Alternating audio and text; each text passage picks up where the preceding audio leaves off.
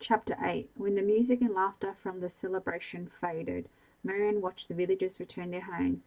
Parents carried sleeping children and couples knit together as one. Armando remained alone among the dying embers. He paced back and forth in front of the still crackling fire, reminding Marianne of a wildcat her father had once caged. Snarling incensed, the animal simply wanted to be free. He motioned for Marianne to stand.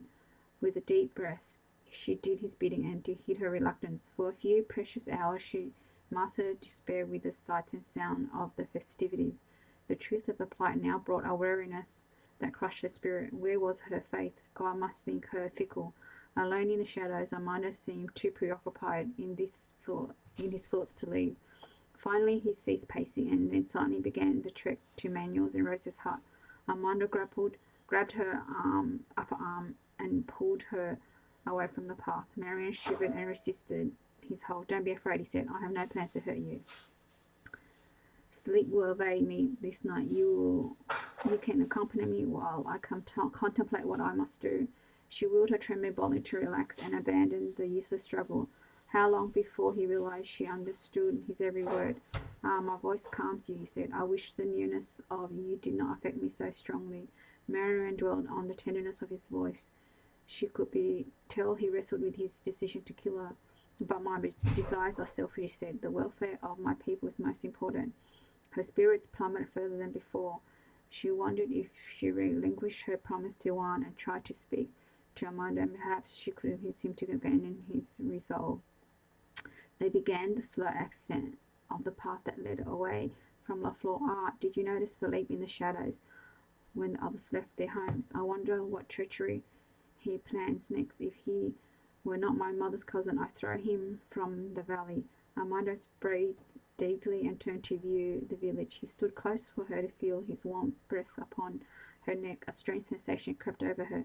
She was bewildered. When the time came, this man would kill her.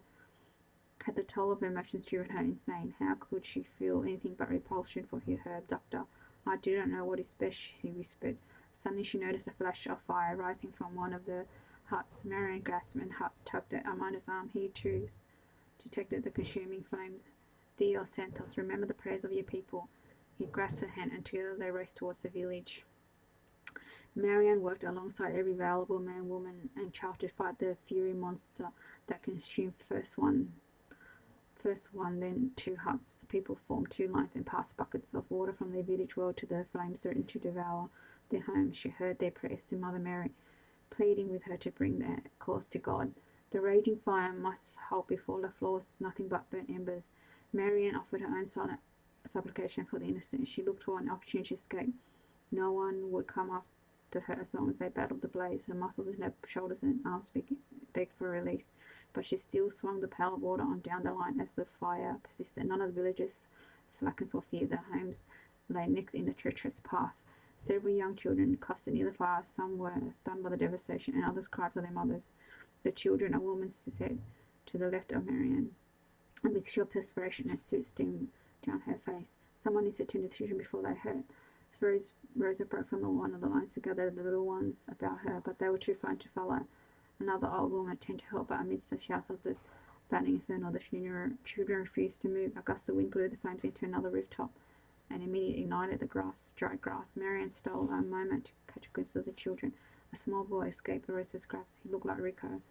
Marianne searched for Armando, but she knew he must be at the front line combating the fire. With his permission, she could help with the children. Alarm grew for the fate of the little ones. Rosa and the other women had them under control, all except the one boy who had inched closer to a hut that sat in the path of the blaze. A spark caught the rooftop, as though spurred by an invisible demon. The child raced towards the burning hut. Rosa screamed a warning, and the other woman grabbed the closest two children. Without heeding their cries, he ran inside as the roof went up in flames. The woman could not leave the children alone. Neither could they go after the boy. Their cries brought the attention of the old man, but the fire had gathered momentum and had spread over the entire roof, deterring him. Giant yellow tongues snatched up and ingested every twig and dried leaf in its way. Marianne rushed from the line towards the burning hut. The image of Rico stayed foremost in her mind, the small boy with a sweet smile and gentle touch. "Oh, God, help me to get him in time. Not a child, Lord, please do not take this child."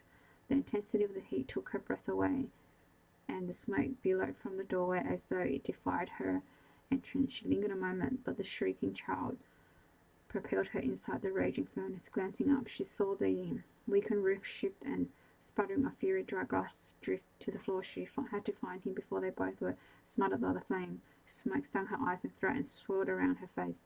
Flames leaped and lapped up a chair in the centre of the room. In the car corner she saw the child's Rico surrounded by a war fire. He cried out, shooting her mouth and nose from the suffocating smoke. Marian fought her way to him. She prayed the roof wouldn't collapse before she had time to carry him out. Her fingers stretched to latch onto his extended hand. She snatched him into her arms, his tiny hot body. He laid his head against her shoulder and she placed a protective hand over his face to help him breathe. The path to the door stretched endlessly as she dodged falling fire sticks and burning debris in her path. An invisible crushed weight pressed upon her chest. She choked and coughed, fearing the worst. Oh God, help us! She could no longer hear anything for the roar and sputtering of the fire. She strained to keep her eyes open, afraid to shift her focus from the door. They must escape the fire. Only a few more feet. Rico must make it to safety. Suddenly Armando stood in the doorway. At first she thought him a vision of Armando. He rushed in and wrapped his arms around her and Rico, leading them through the fire and made a fresh clean air. Once free of the flaming mass, Marian felt her knees give way. She convulsed air, afraid she would fall and injure Rico. Someone lifted him from her arms. Needle-like smoke filled her eyes and blinded her vision. Her chest hurts and tears welled her eyes. Here, drink this water. Armando took a bucket from Rosa. Marian obeyed a sip from his cupped hands and with her parched lips. Her throat burned like a light torch. Again she coughed and struggled to get easy. His voice was gentle above the fiery inferno. After several minutes, the overwhelming sensation faded, and her breath returned in a less painful gasp. Marian thanked God for deliverance, but when she tried to murmur a word of gratitude, Armando, she choked. A drop of water fell from her head. She peered upwards and felt a sprinkle of rain dot her cheeks. Its pace quickened, and she closed her eyes, allowing the steady stream to cleanse her face. Another mirror could answer prayer to land that received the rainfall. Shouts rose from the villagers. Marian began to laugh. With rubber legs and tortured whizzes of air, she attempted to stand. Armando's strong arms encircled her waist and supported her. If her body had been strong enough, she should have danced for joy. Never had rain given such pleasure. My Lord and my God, thank you. The cool water penetrated her hair and clothes, washing away the dirt and smoke. Glancing at Armando, she saw a smile creep across his face. She smiled and returned gracious. The heaviness of sleep tugged at Armando's eyelids. Nearby, Manuel and Rosa slept on pallets, as did his captive. The woman even breathing and his uncle's snoring sounded peaceful after the turmoil of the past few days. All of them rested, but he knew he needed to rest, but his mind failed to release him. Thoughts of the evening world and spun with everything from the celebration of fire and always settling on the senorita, staring at a small figure. He wrestled with what he must do now. Oh, he knew what he wanted, to never set her free, to keep her with him. He wanted to know her heart and to find a way to talk to her, perhaps discover a paradise where they could live without want, without prejudice, without fear. Armando sighed. No place existed except in the minds of the dreamers and foolish men at best. When did this happen? Armando rubbed his temples in an effort to stop the aching across his forehead. Sleep promised to deliver a respite, but not yet. He had to work through this obsession with Senor Philip's daughter. Although he knew the depths of his feelings went far beyond lure, lust for power, he could not put words to his unsettling emotion. He, Armando Garcia, a man of logic, had fallen prey to the daughter of his enemy. Somewhere in the blue-grey depths of the senorita's eyes, he had discovered a calming of his own restless spirit, peace, courage, bliss, strength. Odd.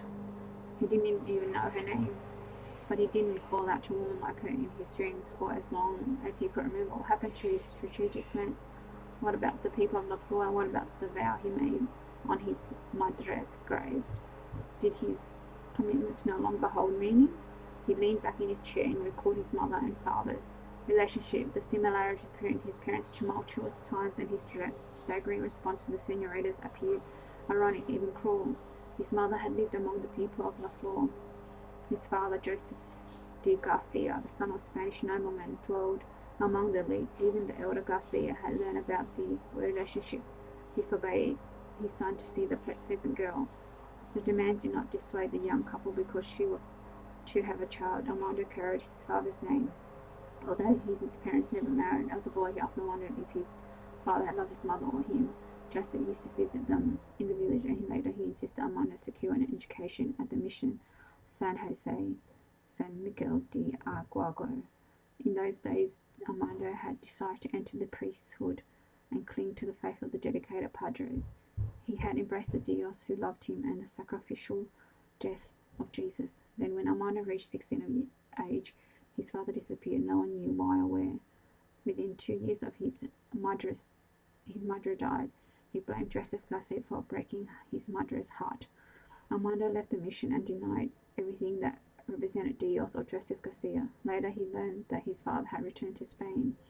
Armando pushed those old memories from his mind. They only served to depress him and fuel his hatred for those who were responsible. The years of war had hardened him against the Spanish oblate, the gringo Western Phillips, which was why tonight, despite his feelings for Senor Phillips' daughter, the object of his confusion. Fate had cursed him as well, and he saw his wretched family history replayed as he sought the affection of a woman who would never love him because of his stature and life. Armando's heart wrenched when he relived those agonizing moments when he feared she might perish in the fire with Rico. He glanced up at the same time that she hurried into the burning hut. In the darkness, he shook his head, silently dispelling the horror of seeing her holding Rico surrounded by flames.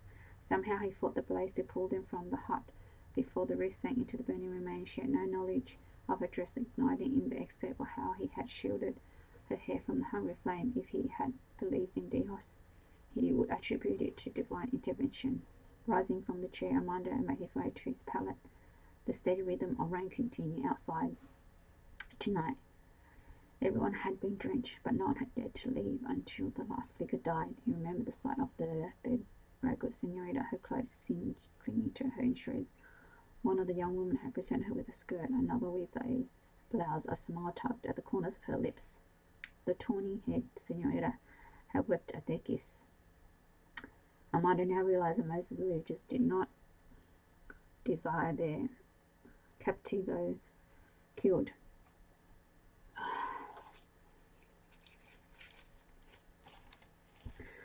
Yet neither did they want to lose their homes. Who could find a solution? He eased his tight body into his pallet and under a blanket. Exhausted as he felt, he knew sleep would continue to elude him tonight. A rooster crowed, then another, and Marianne stirred from her slumber, but she soon drifted back to sleep. Later, as sunlight filtered through the doorway, she opened her eyes. Voices hummed around her. For a moment she thought she spent the evening in the Juana Comida. The senorita awakes, Rosa whispered. She will be hungry. Your tone is much kinder to her this morning. Manuel laughed. Rosa scolded her husband. She is different from the Senor Philip. She is like one of us. I agree, Rosa, and I feel sorry for Amanda. He has a serious decision to make about her future and the future of our people. The old woman sighed, and silence filled the hut. I believe life is more important than land. But what is life if one does not have a home or place to plant a garden? Marianne swallowed against a raw throat. Manuel spoke the truth. Nothing had really changed.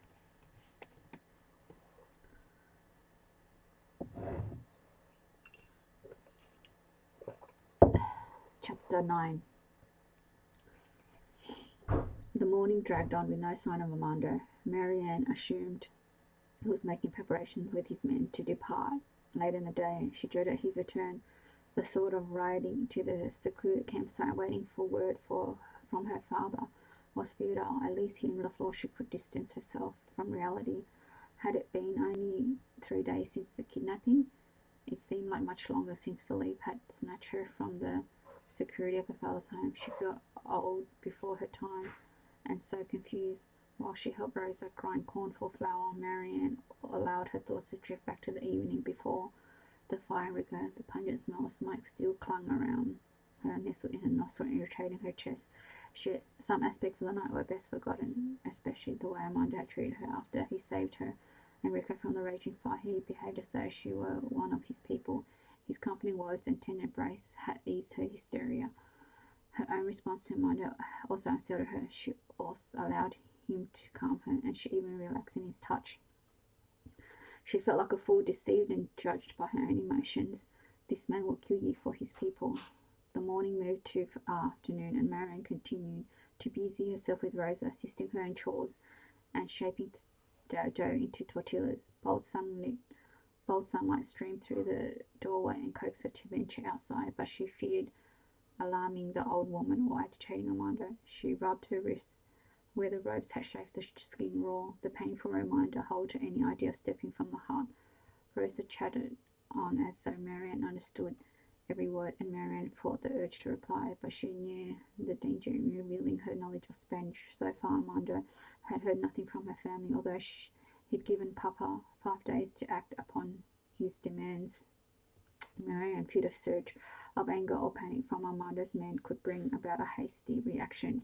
Yet she couldn't deny that a twinge of hope nudged at her.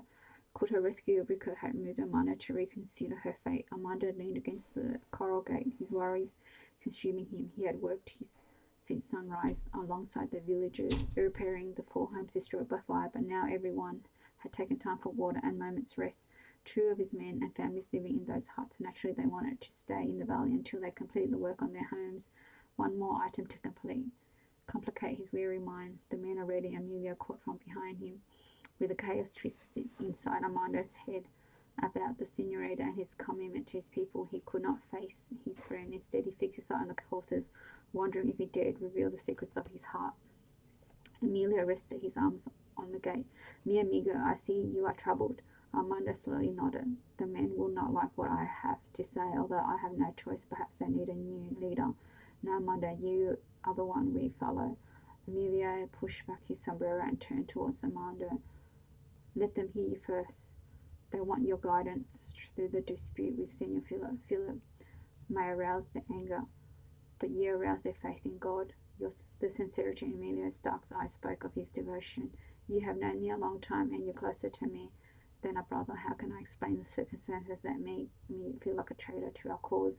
Is this matter so grave that you can't discuss it with me? Armando's greyish brown gilding nuzzled his hands. He stroked the horse's back. I cannot put into words. Amelia pulled a piece of brush from the horse's mane. A man's emotions are a difficult thing. Armando sighed and studied him. You know, don't you? See. He laid his hand on Armando's shoulders.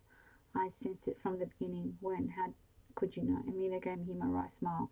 When Philip pulled her from her horse and she stood before you with no fear, I saw respect in your eyes. And later when you learned she alone could control Diablo, I saw admiration when she tried to pull Rico from the fire. I saw your passion. There, I said it to myself. It's a senora who can tame Armando. How can a man find his beliefs and his values changing in so short a time? Dios does not care about time, Amelia said. He holds our days in the palm of his hands. I gave up on Dios years ago, you know that, but perhaps Dios hasn't cast you from his graces. I remember when the joy of serving him shone in your face. Veering his attention back to Coral, Armando contemplated his friend's words. The man you knew then doesn't exist anymore. Oh, but he does. Amelia's words flowed with more power than a gifted teacher. Sometimes I think your greatest struggle is within yourself. Armando chuckled. Oh, the truth stung. You know me too well, Amelia. I pray for you every day. Come, I will stand with you while you talk to others. Your loyalty is more than I deserve. The two ambled towards a gnarled oak outside the village. I don't even know her name, Armando said. Neither do I have the words to explain my additions to the others. Remember your first love. He will give you the words. As much as Armando treasured Amelia's friendship, the talk of Dios bristled him. A man should choose his own destiny.